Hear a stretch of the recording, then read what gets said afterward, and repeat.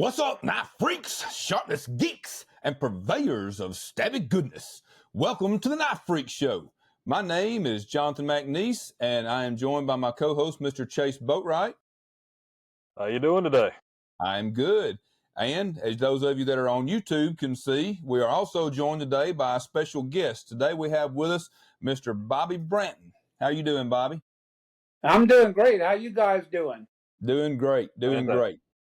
Tickled to have a guest on here, and especially one of your caliber. So we're going to have a good time today. At Ernest Emerson, that's a hard act to follow, man. You put me in a bind. No, man, you're good. We're just going to keep going up here. All right. Yeah, so, Ernie's good people. Yeah. I'd always known, from a distance, and everybody I'd talked to, and getting to actually talk to him and kind of getting to know him was, it just confirmed everything I'd ever heard about him, that what a good person he is. So that was fantastic. All right, so I'm going to read in just the high points. It's kind of like it was with Ernie. If we did the whole rundown, we'd probably be on here for the whole podcast just doing the highlights. So I'm going to hit the high points of the highlights here, and then we'll get into some of this stuff. So Bobby started making knives and studied under, I would call it studied under, you can correct me if that's not appropriate, Bobby, but George Heron, and then James Crowell for the bladesmithing stuff. And right. Then James McAvoy for when you started getting into the throwing knives. All three were some big influences on you. And then I believe Walter Brenn kind of factors in there somewhere as well. Yeah, Harry McAvoy. Okay. All right. I don't know where I got James from. But Bobby is also a journeyman bladesmith, correct? That's correct. All right. And he is an author. He has authored several articles for Blade Magazine. He's authored a book, which is essentially what I would consider the Bible on knife throwing. We'll get into that a little bit more in a little bit. He's a 3-time inductee into the International Throwing Knife Hall of Fame, correct? That's correct. All right. And then that's pretty cool because I didn't even know you could be inducted more than once. So there were those like different categories? Yeah, different categories. Okay. All right. Well, I want to hear more about that in a moment too then, because that's freaking awesome. All right. And he's received the Blade Magazine Industry Achievement Award, which by my understanding is a pretty high award. Like you have to have really made an impact on the industry to receive that. So that's fantastic. And obviously you've also worked, and we'll get into this some more later. Of course, I'm sure you're used to this questions and stuff, but he has worked in film with like major films with Salma Hayek for the main person that he coached and stuff with film. He did for years and years. It was over 25, 26 years. You did exhibitions at Blade Show, I believe, Bobby. Yeah, 24 years. 24 years. So consecutively. Yep.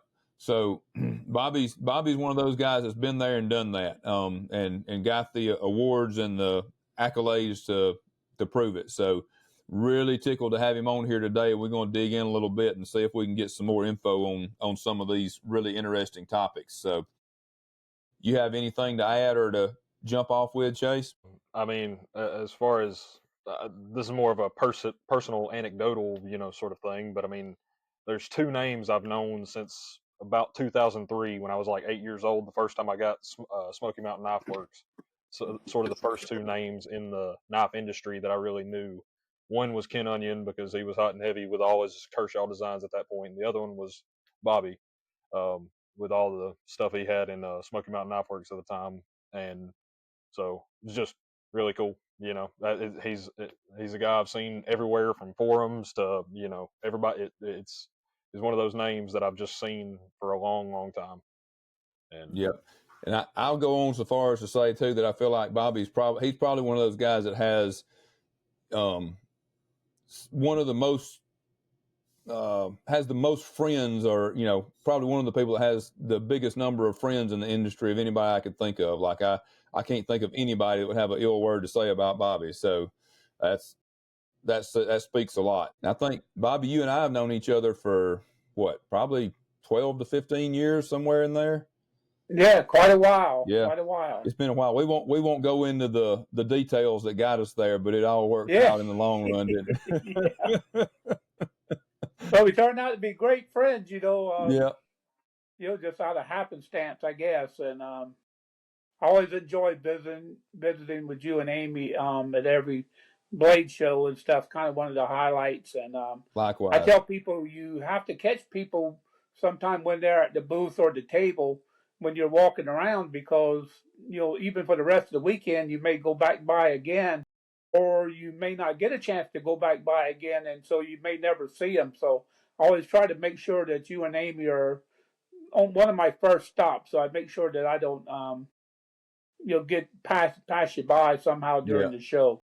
And we've always appreciated it. We've always Bobby, like I said, having known each other that long, Bobby's watched as, I've gone from custom maker that, But yeah, probably some stuff he probably was given the side. He'd be too nice to say anything, but probably some stuff that he might have had questions about the some of my abilities from way back then on the table to.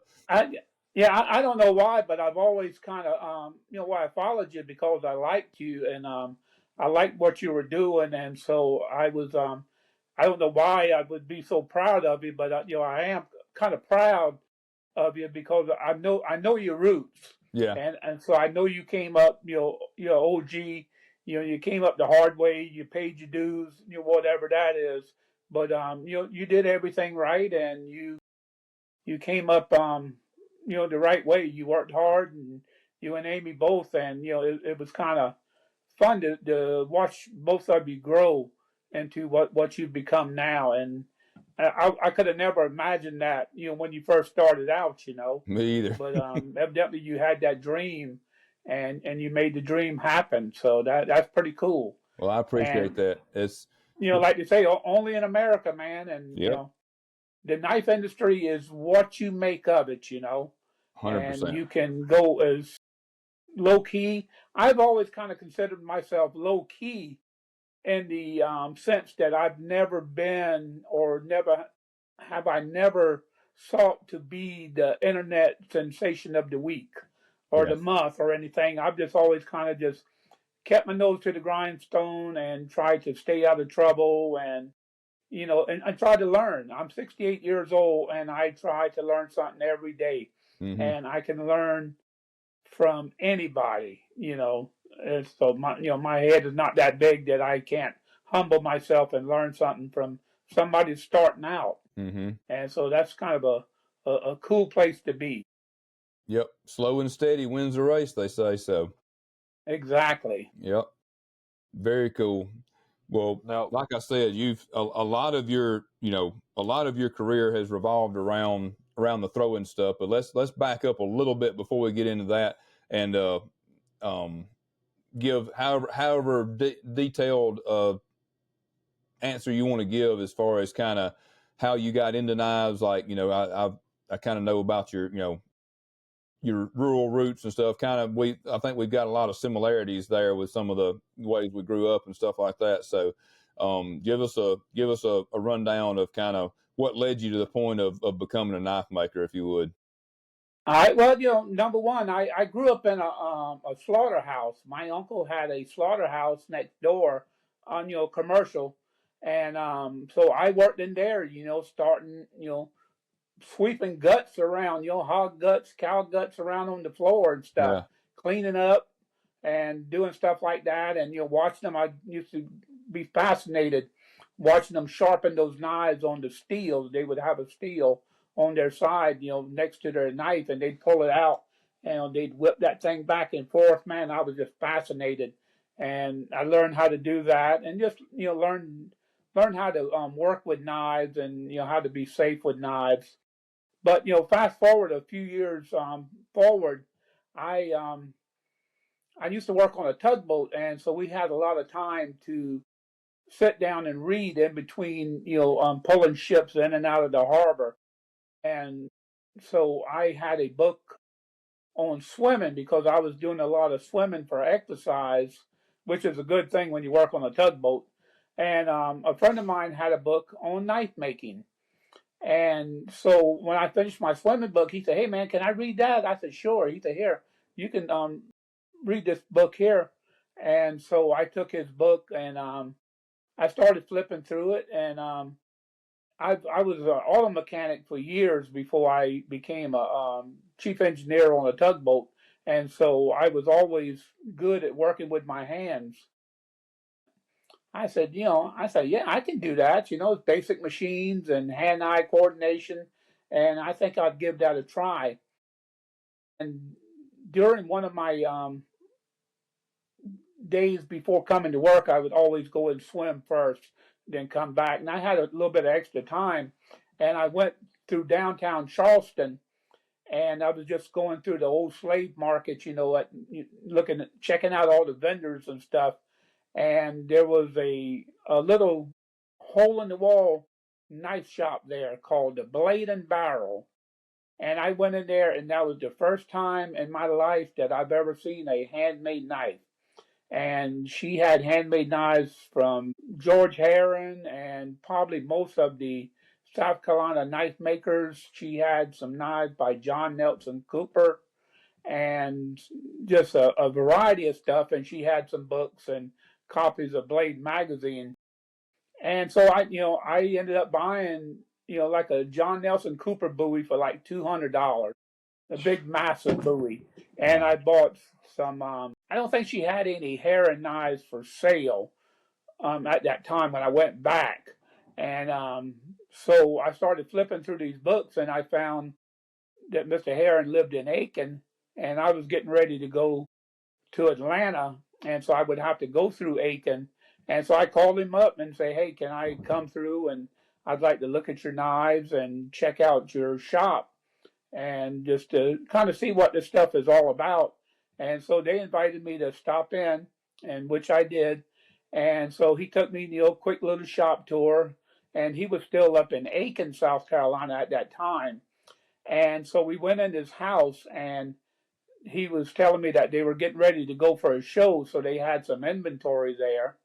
And so he had this big deerskin pelt on top of a coffee table, and he kind of whipped that thing up like a matador would, whip out a cape, and fling it off to the side. And I looked there, and just a table full of these most beautiful knives I've ever seen in my life.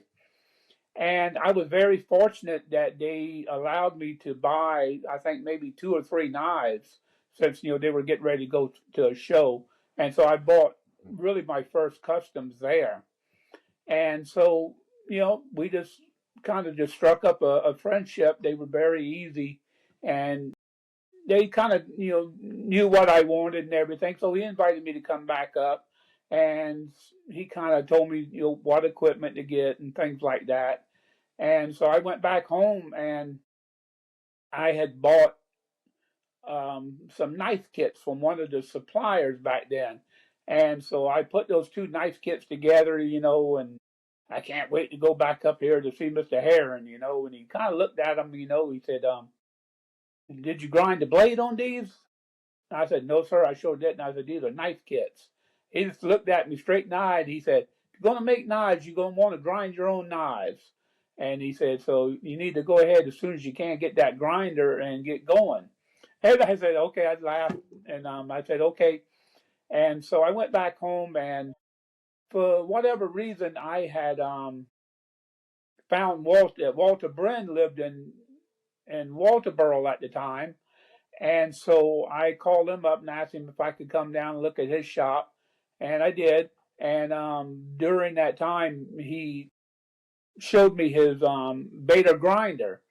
And so he wrote down all the information. He said, you need to order this, this, and this. And so I ordered all of that stuff and went back home and cobbled together my first knife. And it was actually the ugliest thing I ever seen in my life, but it was my first knife, and I still have it. And so I just kind of progressed from there. I would go back and forth to Walter's shop once in a while, and I'd go up to Mr. Heron's probably a little bit more. And Mr. Heron was very generous, and we got to be friends real quick. And so he would he'd take a lot more time with you.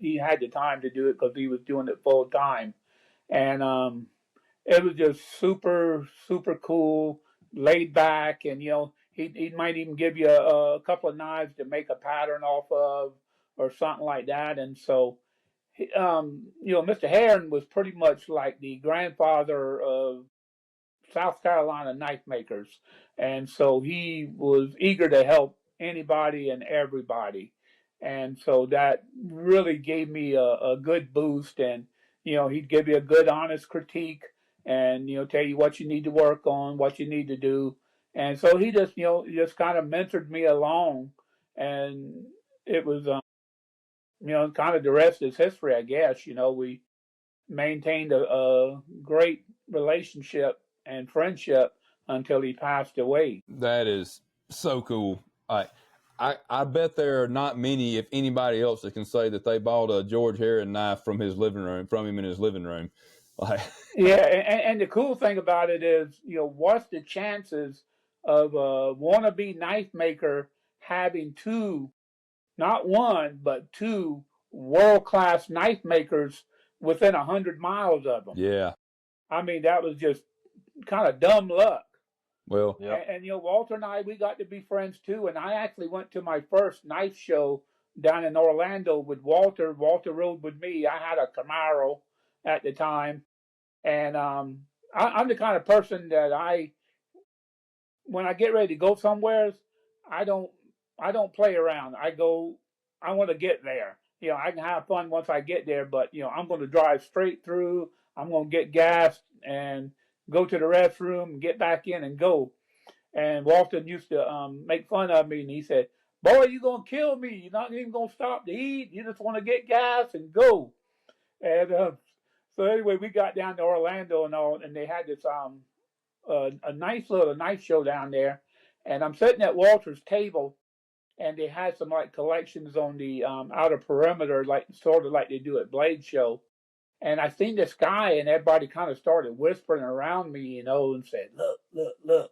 And I'm looking around, who am I looking at? And lo and behold, it was Bo Randall huh? walking around looking at the displays. And my tongue got probably the size of a grapefruit.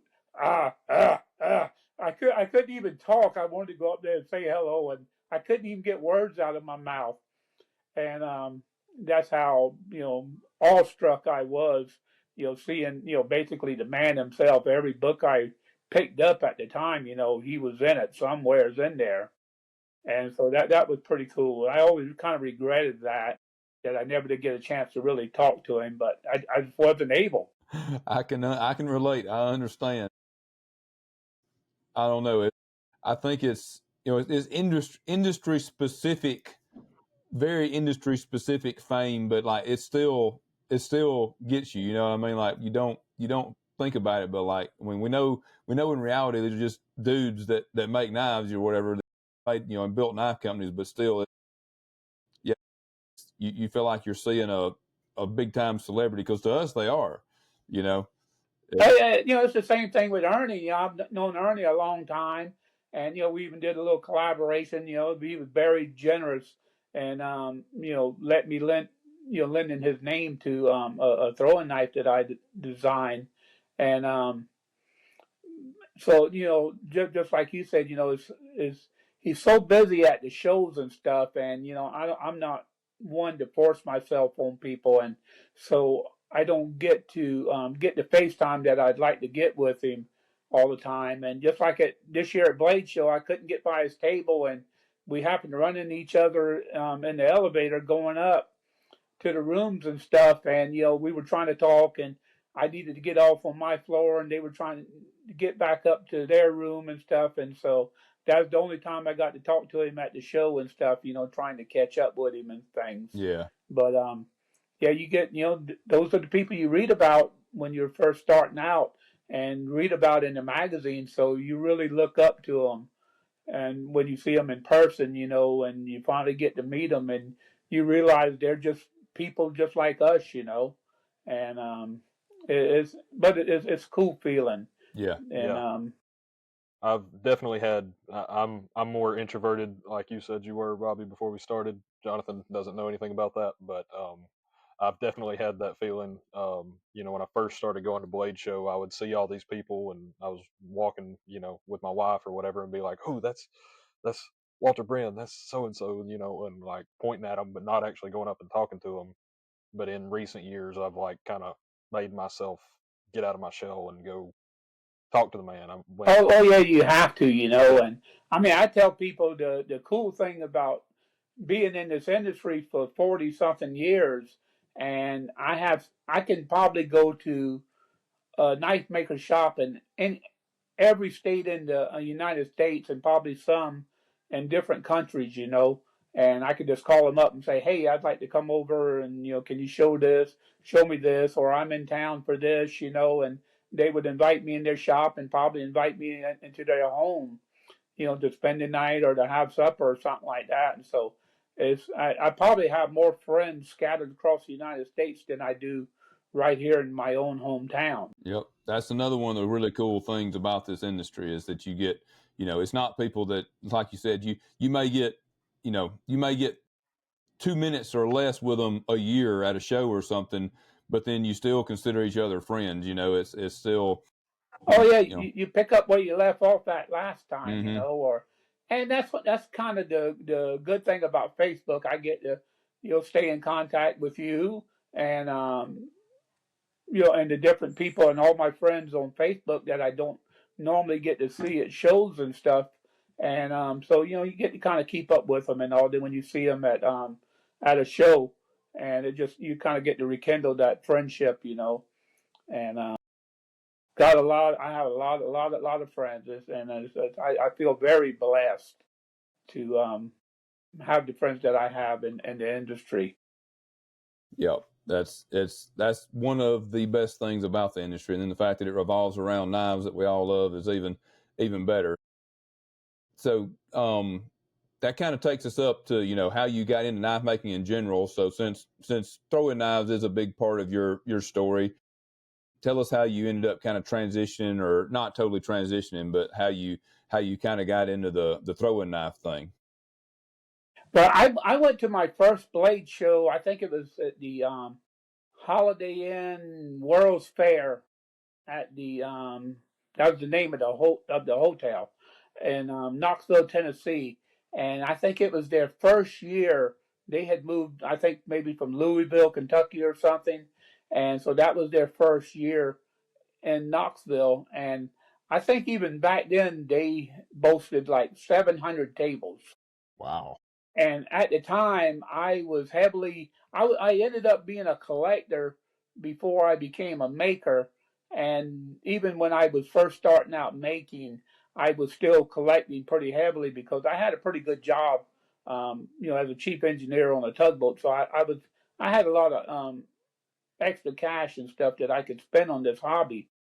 And so I had a pretty good collection of Ruana knives out of Montana, and so I got a display table at the Blade Show, and so I kind of had like a home base there, and so I could put everything under the display cases, and I could go wander around and start visiting people, and that's when I started making friends and stuff. I met Bob Lovelace there, and Buster Warensky, and Jimmy Lyle, and those were my idols back then, and Yeah. they're the biggest names in knife making, even still today. Yeah. And so get to see all of these people, and so at that show, I met Harry McAvoy, and he was doing his throwing demonstration out. And I always had bad luck with trying to throw knives. I was trying to throw at plywood and stuff like that. And I had little crap knives because I didn't know anything about real throwing knives. And so I bought some True Balance throwing knives from him. And so after I got home, I ordered some more, and so we began corresponding back and forth. And back then, there was you had to wait until like 6 o'clock before the rates would go down in the next time zone and stuff.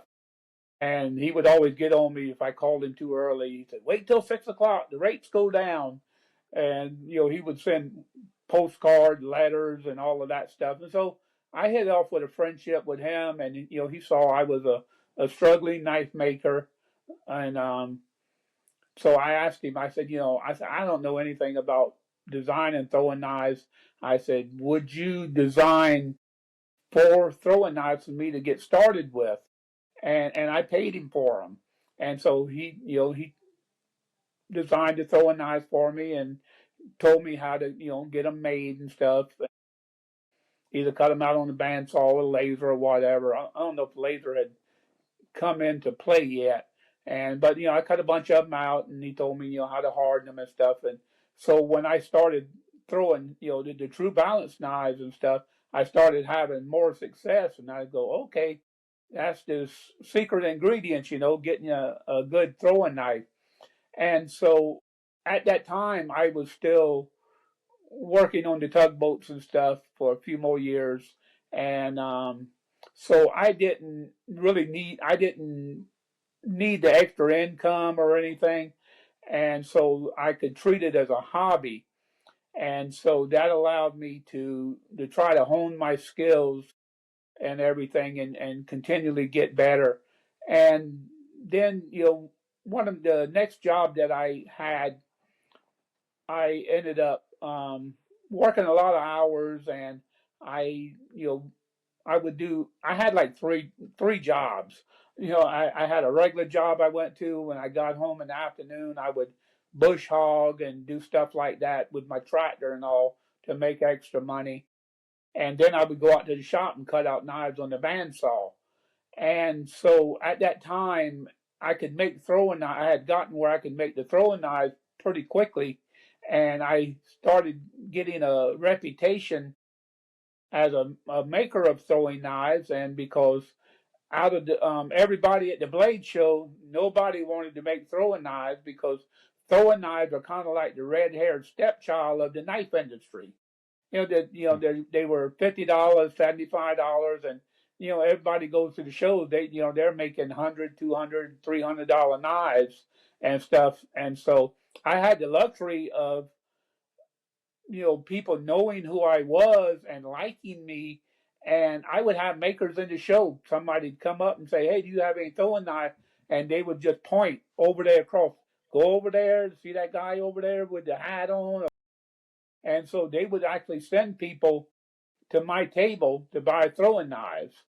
And so I had the whole room basically as salesmen for me.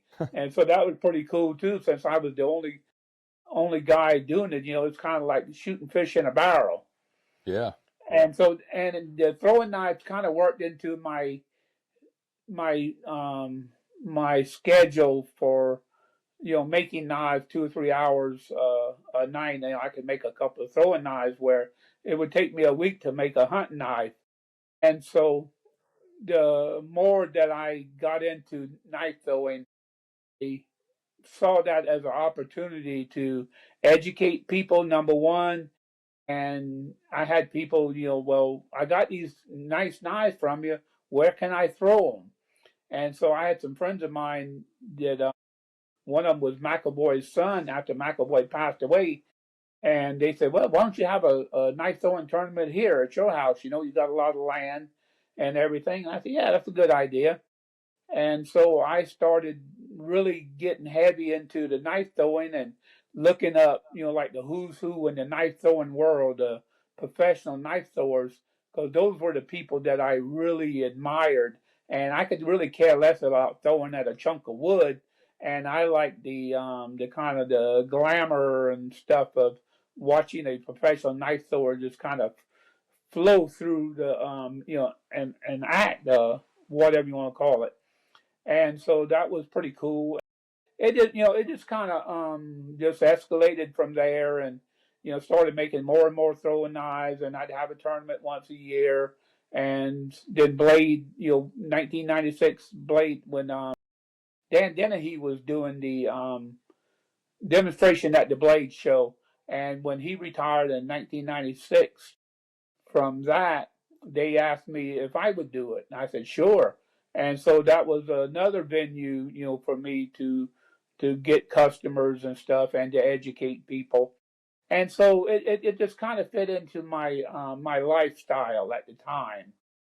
And so I basically didn't make too many, hunters and boot knives and stuff for a while, unless, they were local people and stuff like that. And this whole time too, I was, wanting to be a bladesmith. I didn't really have any ambitions to be a master bladesmith at the time.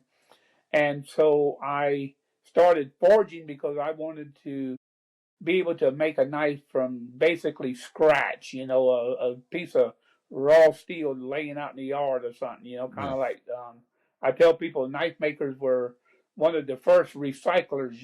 We could take items and turn them into artistic type blades and stuff.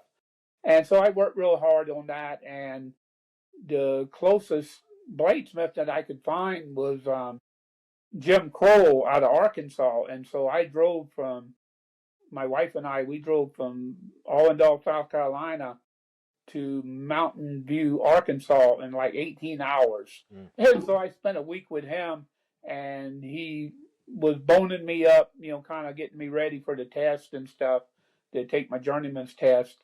And so I passed it there in his shop, and the next year at Blade Show, I had to display the amount of knives needed to get my journeyman's certificate.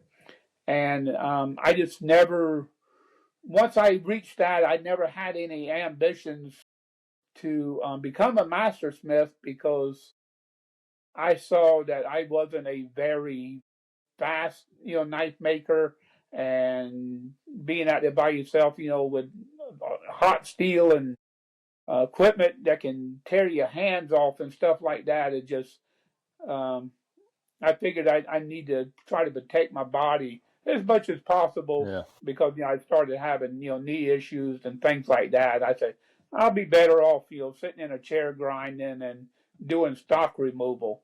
And so that's how I kind of evolved back into between making throwing knives and making fighters and boot knives and fillet knives and whatever. And so I kind of started back to that direction.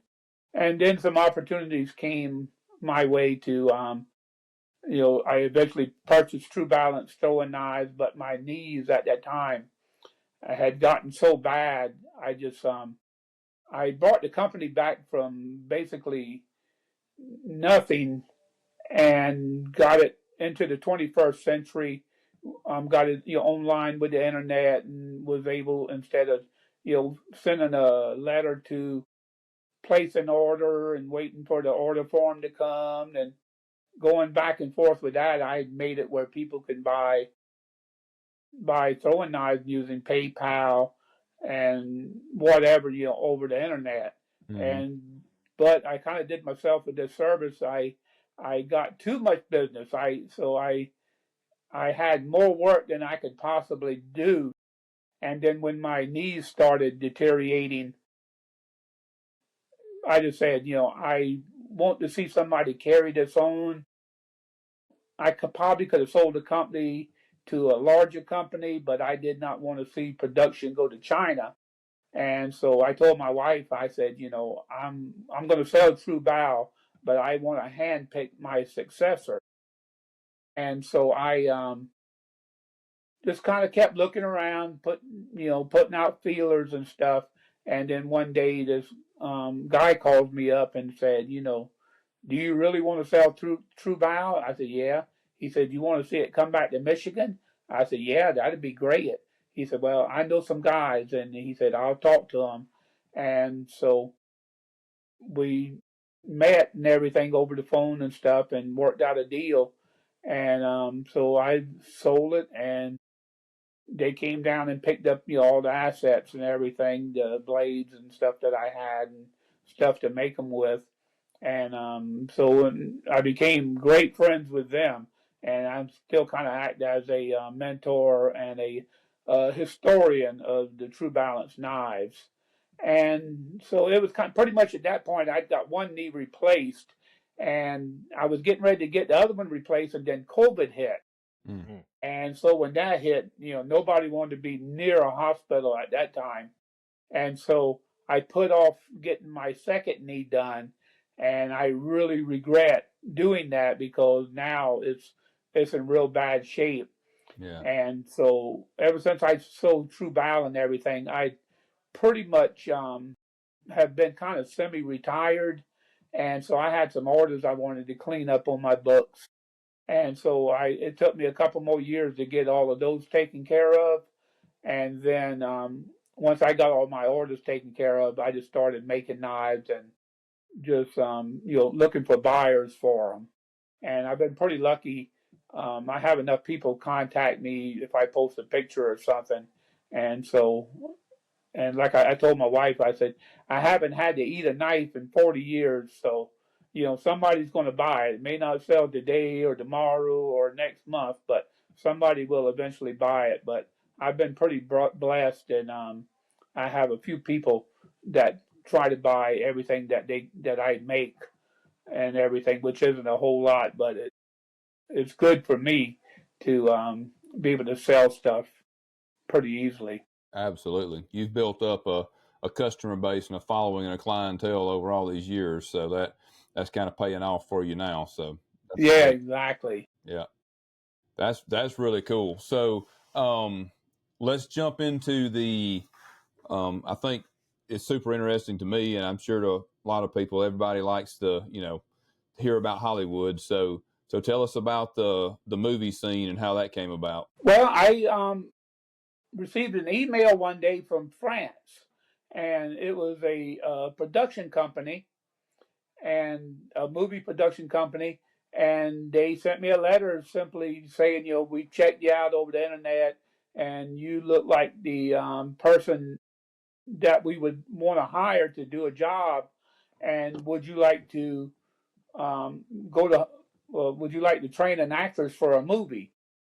And naturally, I said yes. And as luck would have it, in 2003, I started having trouble with my knees at work, and so I knew I wouldn't be able to work on the outside like I did. I was in charge of buildings and grounds, and so my wife told me to you need to go ahead and go full time knife making, because if you don't, you're gonna regret it. And she said, now's a good time. She said, I got insurance here. She started working at the same place. I got her job there. And so she had good benefits and stuff. And so I was able to drop my insurance and pick hers up. And so she said, you go ahead and strike out on your own and let's see what you can do.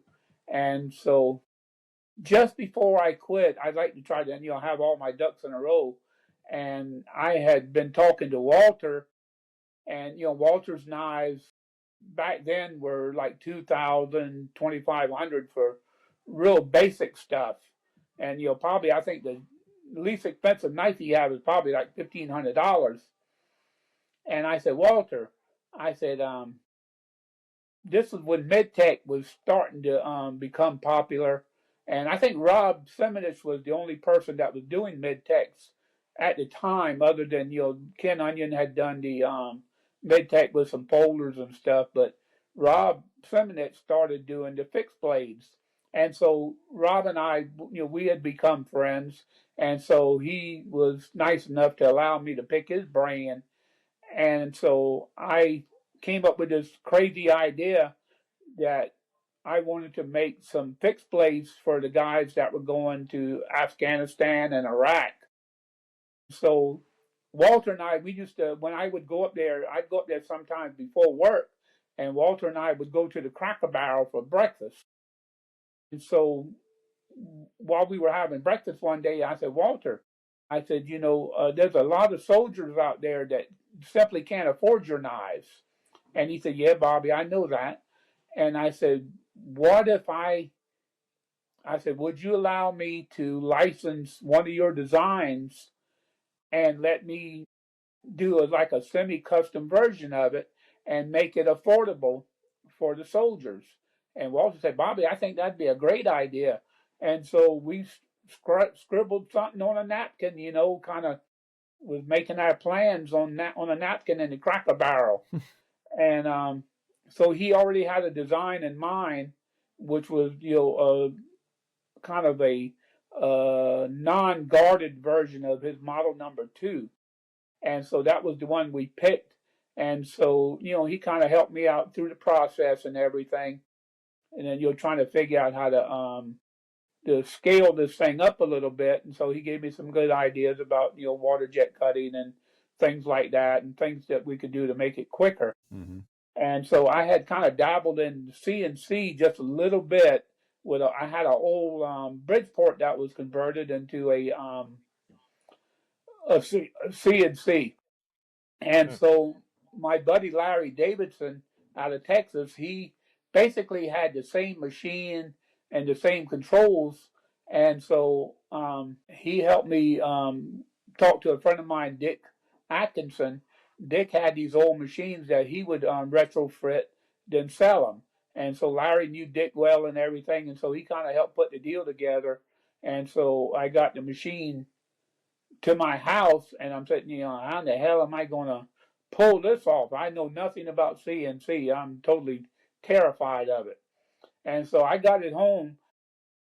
So a good friend of mine and yours, Larry owed him a good favor. So he made it possible for Larry Davidson to fly down and spend a week in my shop. Mm. So Larry came and, he did all the programming and helped me draw everything up. So he had me cutting parts in like 2 days. And so I was making the handles for the mid-tech because they needed to be 3D. Mm-hmm. And so, I did all of that stuff. And so I got the mid-techs up and running. And, that's another part of history and stuff. And so I got a lot of publicity off of that. And then about the time I was kind of getting into the medtech thing, that's when the people sent me the letter wanting me to train the actress, and they wanted me to make all the knives for the movie. Wow. And so the CNC came in very handy at that time. And so Larry Davidson helped me program, the knives into my computer. And then in the meantime, I had to fly out to Los Angeles to train the actress. And they rented us a ballroom in the hotel that we were staying at. And they had their people build a target to my spec. And so my wife and we flew out to LA. And so I carried all of these knives with me and stuff. And so we went out there and basically trained her over like a 2-day period. And so that was pretty cool. And at the end of it, she said, Bobby, are you going to Mexico with me? She said, to train me there. I said, nobody has asked me anything like that. I said, but you have more power than I do. I said, if you need me and want me there, I said, just tell them, and I said, I'm available, to go down. And so after that, we got back home and all, and almost, like a day later, and when I was checking in with them, they called me back up and they said, we need you to go to Mexico City, for a week or so. And I said, well, okay. And so in the meantime, they said, well, can you have some knives ready? And so I had already had the knives programmed into the computer and stuff. And so I made some throwing knives, and I had to send them to California to like a warehouse where they had to, bundle all this stuff up together for the movie and ship it into Mexico. And so I went down to Mexico City, and they had a sound stage set aside for me to train her in. And so, they'd have a car come pick me up every day and take me to the studio, and then she'd show up at a certain time, and I'd train her, for an hour or two, and then I would go and work on the movie set with them as a technical advisor, and I'd stand behind the monitors, where the director and the producers and all of that, they would sit there and watch the scenes as they unfold. So as soon as the scene was shot, they would call me over and they would say, okay, watch this. Does this look realistic? Is she doing everything right? And stuff like that. And so that was pretty cool, being able to do that. And so I did that for, I stayed down there for almost a week and came back home. And then they called me again and they said, we need you to go to Durango, Mexico, which was a little bit more on the west coast, and it was way out away from Mexico City. So this was like totally different world going out there, and it happened to be like an old studio.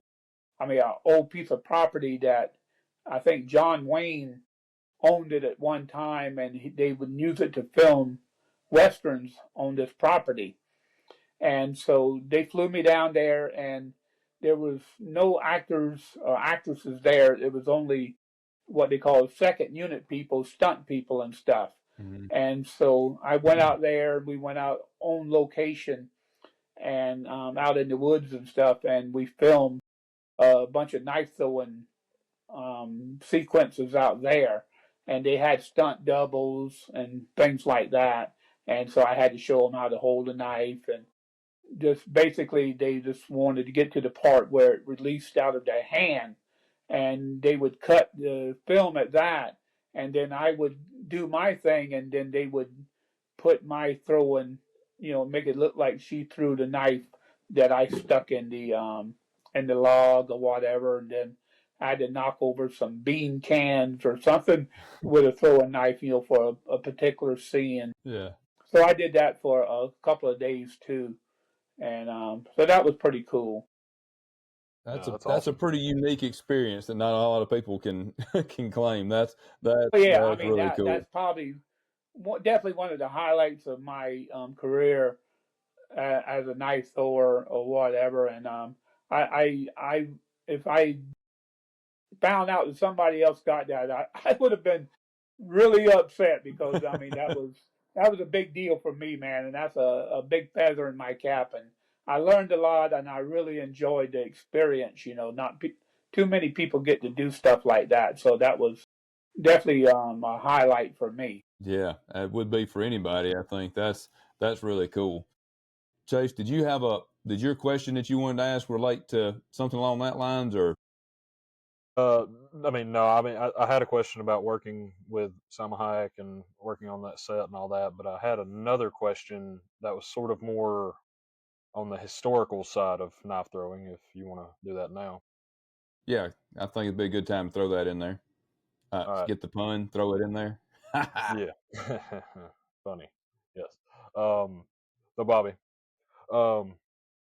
in the context of, like, I guess, total history, I heard this posed on another podcast at one point, like, how much of knife throwing was actually like a true mode of combat versus like a sort of either, performative art or, something like that, in context of, do we know? Yeah, that's most of that stuff, like you see in the movies and things like that, that's just Hollywood production there. Yeah. Like when the guy's riding away on a horse and the guy runs out from the barn or something and throws the knife, and the guy, the horse is going around a corner, and plus the horse is moving away from you. Yeah. And so, it's almost impossible to hit. Yeah. And now there are some guys out there, that can throw the knife, a certain distance with no spin. Mm-hmm. And but it's very hard to do, and that's mostly Hollywood stuff. And the old adage, never throw your weapon away. That's one thing.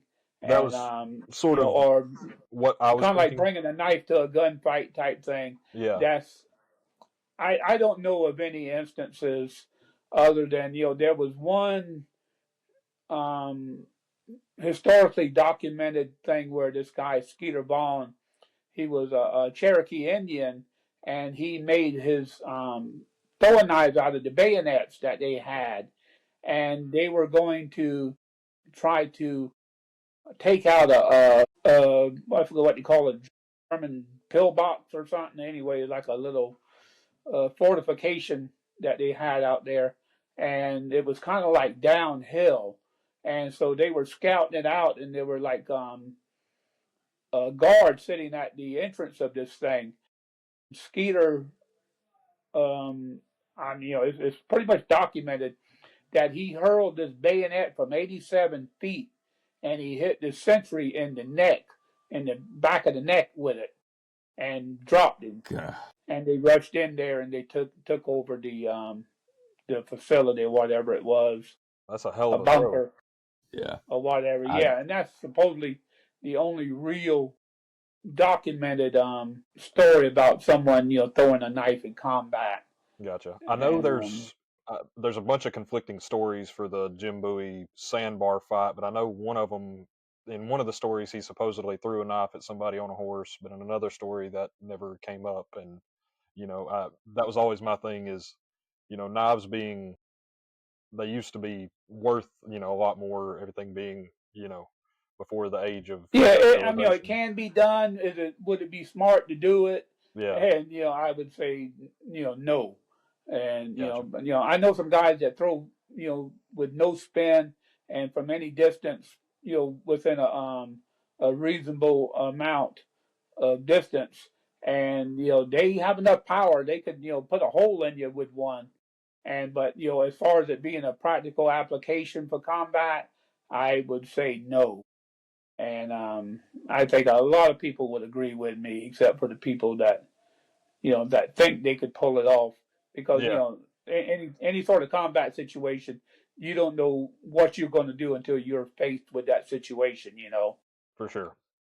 Yeah, I know it was fun to try to picture that situation as a kid, and I know I got in a lot of trouble one time for throwing knives at my playhouse door and put holes all in it and all that. So And that's one of the fascinations of knife throwing. yeah, People, a lot of people think that they're going to be ninjas or mercenaries and stuff like that, and very few people actually think that you can throw a regular knife. Like in competition. When people buy knives from me at blade shows, majority of them when they walk up to my table and they go, "Well, what's that?"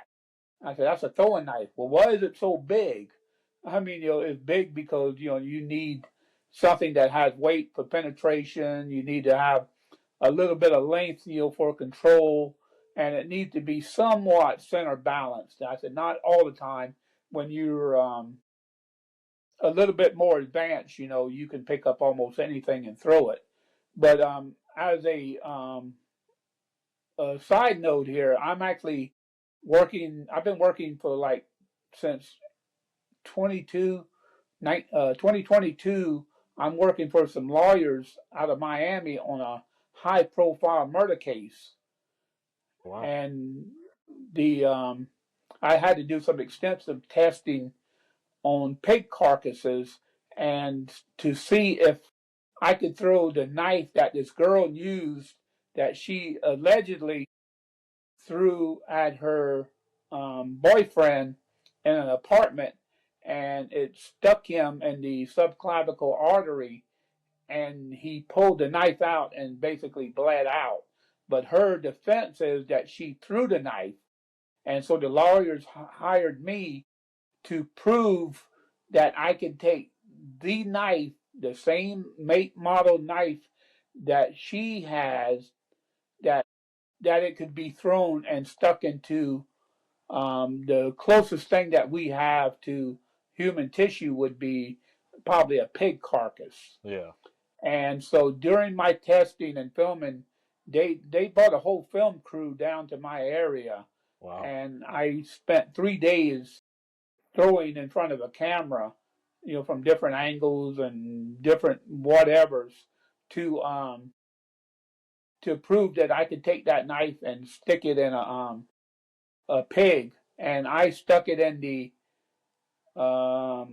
shoulder. I stuck a 6-ounce kitchen knife. I stuck it in like 4 3/4 inches. wow. And when she threw it and stuck it on her boyfriend, for lack of a better term, is I think she got like it went in like 3.25 inches. Yeah. So I pretty much proved that it can be done. So their job now is to prove to the jurors that she could do that. And it's very possible that she could do it because I have taught a lot of women and older people, and a lot of people just have dumb luck, just pick up the knife and throw it the first time and stick it into a target. So it's very possible that she could have done that. But they basically hired me to tell them how I did it and why it would work and stuff like that, as well as to prove on camera that it can work. That's awesome. Yeah, that's pretty cool. So they'll be going to trial after the first of the year, and I'll have to go down as an expert witness and do all of that stuff in court. Yeah. I know I definitely got that dumb luck thing. The first time I pick it up and throw it, it'll stick basically 100% of the time, and then the next 20 throws or so, it bounces off. So yeah, it's all downhill. Yep. Yeah. Let me ask you this, Bobby. So I've seen some people do it like now on like YouTube videos and stuff like that, but I got a feeling it's probably a more of a Hollywood thing than anything too. The whole demonstration where you put somebody on the board and you're popping balloons, throwing the knives around them or whatever around their silhouette. Is that actually a thing, or have you ever done that? Or yeah. Oh yeah, really? yeah. I used to throw. A couple of years I threw around my wife at the Blade Show. Wow. Not on a wheel or anything like that. Right. And they, it started getting a little dicey with the insurance because you're in the parking lot out there, and so you have, if somebody gets hurt out there, you got the hotel that you can sue, and you have the Blade Show and the convention center that you can sue. Yeah. And so, they asked me to not do that anymore. Yeah. And so, that's why I couldn't have people, come up and teach them how to throw there, because I think one year when somebody else was doing it before me, a knife bounced back and hit this kid, and kid was throwing the knife, and I think it bounced back and hit him in the foot or something. Yeah. It didn't cut him, but it just, kind of reassured him that it's probably not a good idea to do that out there. A little too much liability there, but that's cool. Yeah, too much I didn't know that liability. you'd actually done that. That's always like the classic thing you see, and that's really cool.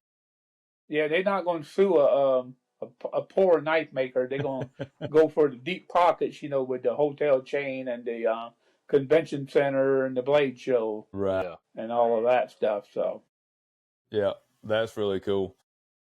I would have liked to. I wish I could have been there to see that in person when you were doing that. All of it's impressive, but that's a whole other level there when you're. I do not think that I would be able to convince Amy to stand in front of a target and let me throw knives around her. My wife, it took her a long time before she would stand up there, and even then she had to wear sunglasses because she would blink. Every time the knife would hit the board, she would blink, and it looked awkward, and so she would wear shades. And so she did it for a few years and everything, and after that, she kind of retired anyway from doing all of that stuff. Yeah. But she's a champion knife thrower herself, and I tell people, I said, we don't have arguments around our house or knife fights or anything. I say, because she can pick them up and throw them back at me. Yeah, that's so that whole that makes for a polite armed society. Is a polite society kind of deal. Yeah, exactly. We're on equal footing around here when it comes to knives. Yeah, that's awesome. Did you have another question, Chase, loaded up?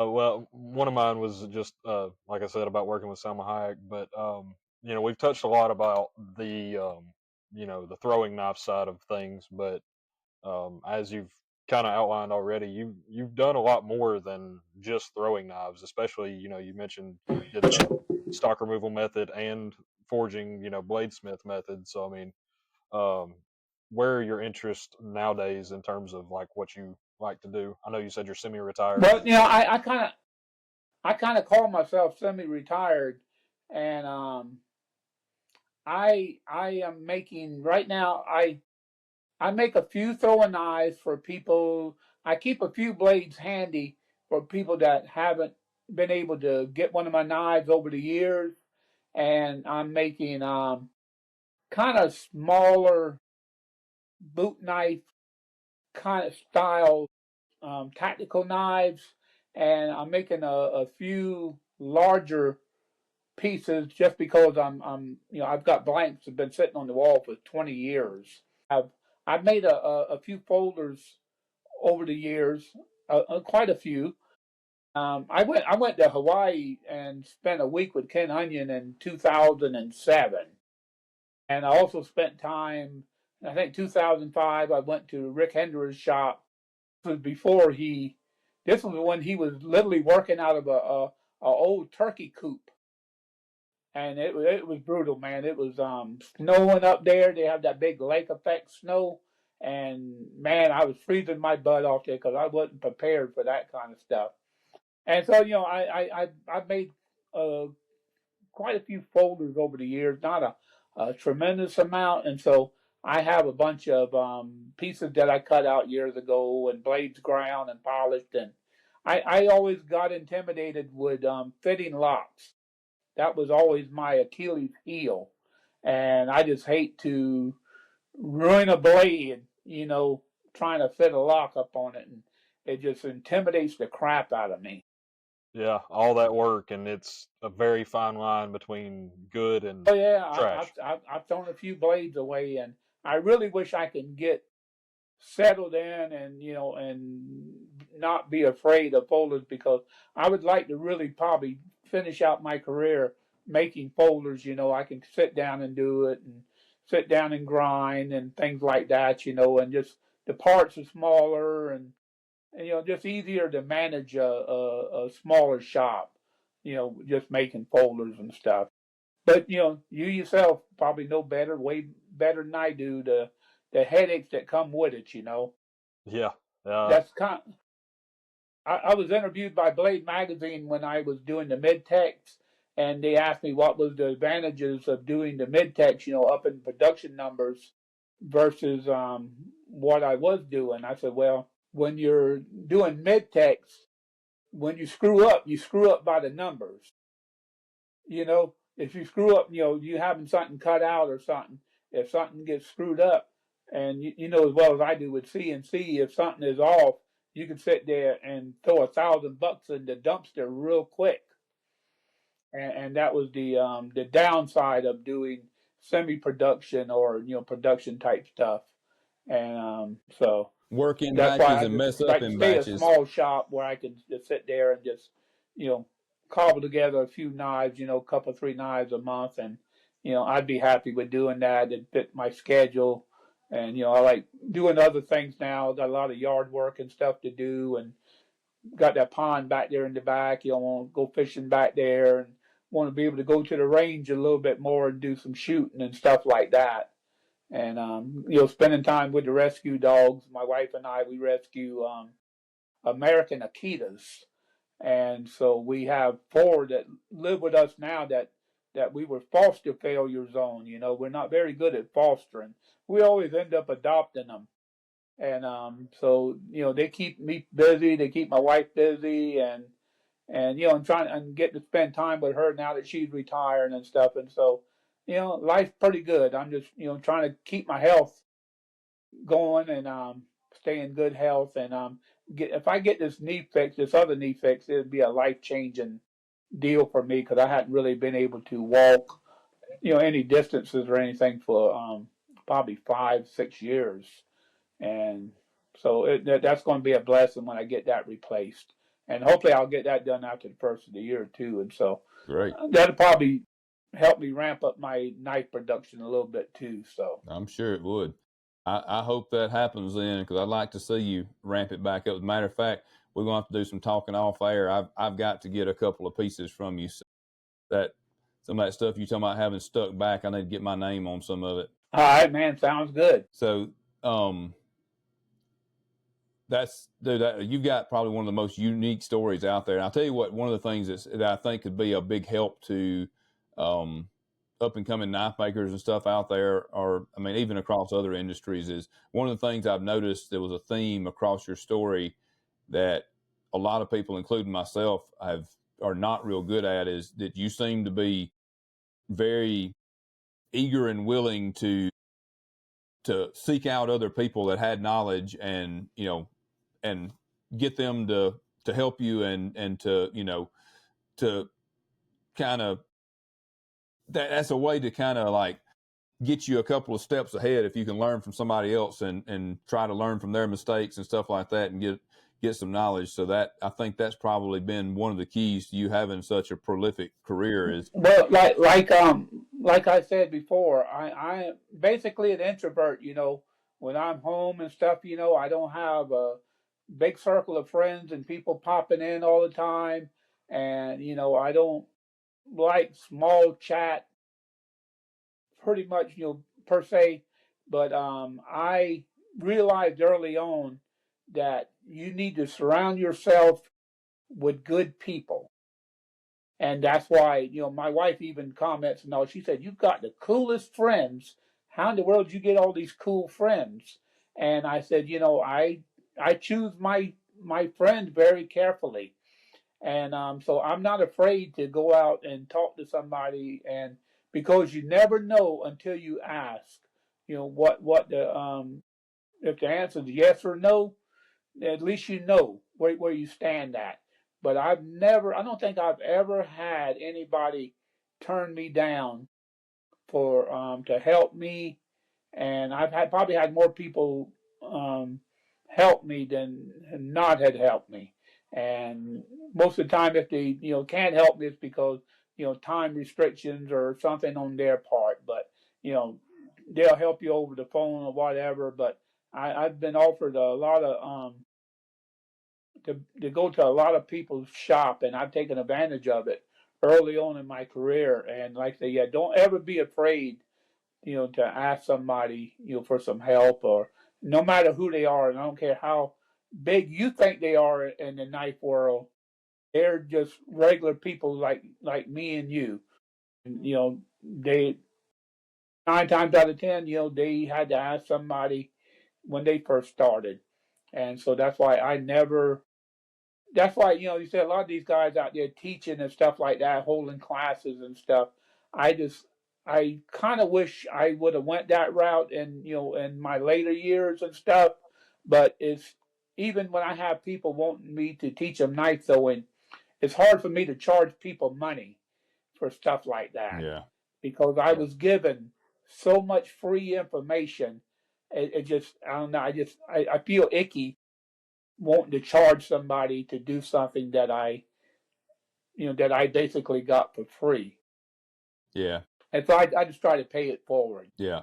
Yeah. Well, and there's a whole lot of that goes on in our industry. Thankfully, that's, we've talked about it a little bit before. Like I've not worked in a bunch of other industries like this, but I have a feeling from things that I've heard that is not always the case in every industry. I think it probably is a little more predominant in industries that revolve around like a form of art or creativity. You know what I mean? Like, I feel like when you have people that are true like artists in an industry, that they're more prone, because just like you said, you love it. That's what brings out the passion, and so we're all passionate about it, and we all want to talk about it and share. And it's I think that stems from the artist slash creator side of things. That if it's an industry where people are they're just buying a widget and reselling a widget or something like that or whatever, or it's just a more industrial where they're making parts but they don't actually care anything about the parts. They just need to make these parts to fill this order for this contract or whatever. Like, they don't have the same passion about it that we do, because we're in love with the actual final product. That's like Ernie's son said about you might as well be making doorknobs. There's no soul there. But the thing I tell people about knife making, look at the different style knives you can make. You could become somewhat of a master on drop point hunters, slip joint folders, tactical fixed blades, chef's knives, throwing knives, anything. There's so many facets to the knife industry. Everybody can kind of find their own little niche in there somewhere. That's right. And that's basically what I did with the throwing knives. I kind of saw this little niche that wasn't being filled properly, and I kind of jumped in there. It wasn't a money making thing, and just Harry McAvoy, the guy that taught me, and he used to tell me, he said, "I'm not rich, but I'm famous." You know what I'm saying? Yep. And Yeah. everybody, Yep. my family, they think when I'm flying to Chicago, Los Angeles, and New York, Miami, or whatever, I'm going all of these trips and all. They think I'm making money hand over fist. But I'm not. I'm just a regular guy. I'm going there. That's my job. I'm going to go do my job. Right. And my job is selling knives. And sometimes I bring home money, and sometimes I don't bring home money. There was many a blade shows that I went to where I was going, okay, got the room covered. Yep. Okay, we can eat tonight. Yep. Okay, well, I could buy some handle scales, and okay, I got money for the electricity when we get home too. There's been a lot of those, in the early years. Yep. And so, but there's a lot of different routes you can take in knife making, and you can put your own spin on just about any style knife, and that's what's going to set you apart from somebody else. That's right.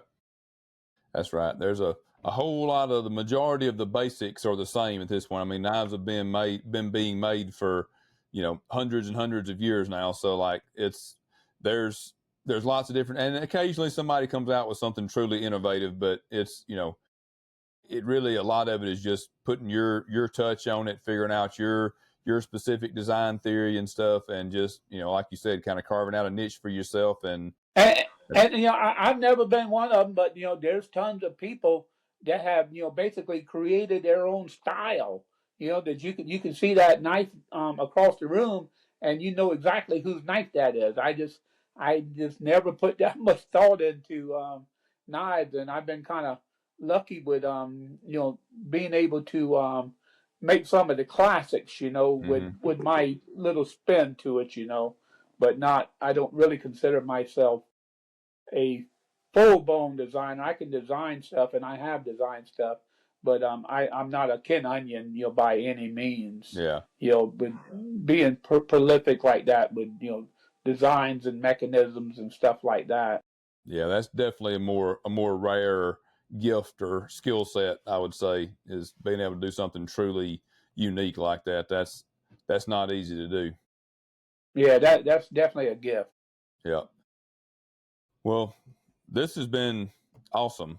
Is there anything that either one of you want to get out and get on in there before we start to wrap up? Well, if you want to see what I've done in the past, I try to keep my website pretty up to date with things that I've done over my career, and I have a gallery of. I've made a lot of different style knives and variations of this and that and whatever. So you can go to BrantonKnifeWorks.com, and I have a video page on there. You can see a lot of video from different television interviews that I've done, and the articles that I've written for Blade Magazine, and I'm actually working on one now for Blade Magazine. Probably be after the first of the year before it comes out, but that's another thing I kind of enjoy doing, and I'm hoping that they will allow me to continue to write. I want to write about things other than knife throwing. Yeah. And I just I kind of have that little passion. I'm not a great writer, but I'm a good collector of facts. I can find information. I love finding information and learning new things, and so I love researching. And so I kind of get by with the writing part and everything. and all. But I got people that help me if I get in a bind with that. But I like to do more writing and stuff, and I got 40 years experience in this stuff. I know a lot of stuff, Mm-hmm. and it's just getting it down on paper and getting it out there, and things I think people would find interesting. Yep, and that's important too that we pass that knowledge on as we go along. So, and I think you're And downplaying I it a little love bit. doing I've read that. some of And your articles, and I always enjoy them. They're very well written. So, yeah. looking forward to seeing more of that. For sure. One thing I wanted to toss in here, Bobby, I will include the link to your website and all that stuff in the description of this podcast, so that way make it easy for people to get to it. But also wanted to mention that Blade Show Tactical at CANCON will be this weekend, November 7th, 2025, in Clinton, Yeah, South I Carolina. wish I was. Yeah, I wish I was running far enough ahead to have a few things to take to something like that. That's pretty local to me. Yeah, That's that's in probably your neck of the woods. 2.5, 3 hour drive, and so that would be cool. And if I could walk better, I would love to go and just go and shoot some of the guns and things, with the silencers and stuff on them, Yeah, Yeah, and that would be pretty cool. yeah, yeah, it's But really I would love cool. to go too, but the only one of us that will be there, of us three, is the man in the middle, Mr. yeah, Jeremiah. hopefully, my plans are if I can get my legs working right again with this knee and everything, I'm probably going to be doing more shows, maybe not exhibiting, but I'd like to go to Blade Show, Texas, and I'd like to go to one of the California shows Mm-hmm. out there and display out there, or if I can't get enough stuff together, I would like to go and just get to see my friends and stuff like you and Amy, and finally get to spend a little bit more, get more FaceTime with Chase and stuff. And so I kind of got plans on that. But I got to get these knees working right first, because it's it's just real awkward, trying to travel and get through the airports and stuff. And if my plane moves to another concourse, I'm basically screwed. I'm Yeah. kind of dead weight in there, and so. But that's kind of plans too. I'd like to do a couple more shows a year, other than Blade, where I could walk around or exhibit, Yeah. whatever's convenient at that time. Well, I hope For that sure. I hope you are able to get that taken care of here early on this coming year and do that. We'd love to see it. So, but yeah, we Blade Tactical will be this weekend. Those of you that are available to go, or if you're within driving distance, it's really cool. The knife show part of it's pretty small, pretty low key. They are having a few more exhibitors this year. I can't remember. I feel like they said it was around 30 or so. I think last year it was only like 10 or 15 of us. So I think it's going to be, if I'm not mistaken, about double the size, and it's only the one day on Friday, and then so you can come, you can do the knife show, you can shoot, you can come back the next day and shoot. So Yeah, it should be pretty cool. And then yeah. I got Daniel Winkler, Les from Mississippi. Les George, Les is going to yeah, be Les there. will I be think there. Jason's going to be there. Doug from Attention to Detail, Les Mercantile, Bastinelli. Yeah. There's a bunch of others that there's no way I can remember everybody, but Yeah. The Nottingham Tactical folks will be there. So it's going to be a good crew. A lot of us Southern folks there for sure. So we're going to be representing pretty heavy. So we got that coming up. And then on that note, guys, what Chase was probably leading up to with that is that we have not done a good job of going ahead and getting a show pre-recorded for next weekend. But I'm going to get with Chase and see. We might actually end up getting to record next Sunday, Chase. We'll see, because we're only going to be there Friday. I think I'll be back by Sunday, so I'll get with you, and we may not have to miss a week. So we'll see. Hopefully not. I'd like to, since we had to miss one here in the last couple of weeks, I'd like to not miss another one if we don't have to. So if worst case scenario, it might end up being a day or two late, but we'll try our best to at least squeeze in something short. We might even try to do like another quick little live one or something where we can, but we'll do a better job with some headphones or something to make it work better. But you got anything else before we wrap up, Chase or Bobby? Hey, you guys keep up the good work, man. I really enjoy it, and I'm humbled that y'all have invited me to participate in this podcast. It really made my day when you called me. So Well, we're I really humbled that somebody appreciate with it, and your experience and I've been a prestige faithful would come listener on. since day one. Well, we appreciate that. We appreciate all of you guys. Like I said in the beginning, like sometimes it's easy for us to, we're talking to these microphones and we're seeing I will say though, we were looking at uh, some of the metrics and stuff from the podcast, and while our overall numbers are not nearly as high as I would like to be on YouTube in particular, is where I was kind of looking. So on that note, guys, please share it and subscribe on YouTube and stuff. Even if you usually listen to it on audio, if you could subscribe to us on YouTube, that'll just help the channel to grow. But well, I was going to say that our metrics for the amount of engagement that we get for the number of subscribers that we actually have is actually really good. So like you guys are doing a great job of commenting and stuff and leaving feedback, which is phenomenal. I mean, that's a large part of what we want to do is create a, just a kind of a hub for conversation within the community here. So yeah, please keep that up. But it wouldn't hurt if we get a few more subscribers too. So if you can help us out on that, we'd appreciate it. Yeah, I try to post on Facebook and everything, We and try to appreciate get the that. word out. Especially the Emerson episode, man. Who in their right mind wouldn't go and watch that? Yeah, that we brought some star power to that, and I Anybody think that's this an one will be the Emerson same fan. way. So, well, we give them the email if you would, Chase, where they can send in questions or suggestions and stuff. Yeah, the email is knifefreakshow@gmail.com with one S, knifefreakshow@gmail.com. Hit us there and give us all your questions, suggestions, knife stories, etc. Yep. And then go ahead and just might as well while we're doing it, go ahead and hit your email address too. We've gotten out of the habit of that My email address for or general, my like for interest in website? your stuff. Yeah. Oh, yeah. My website is boatwrightbladeworks.wixsite.com.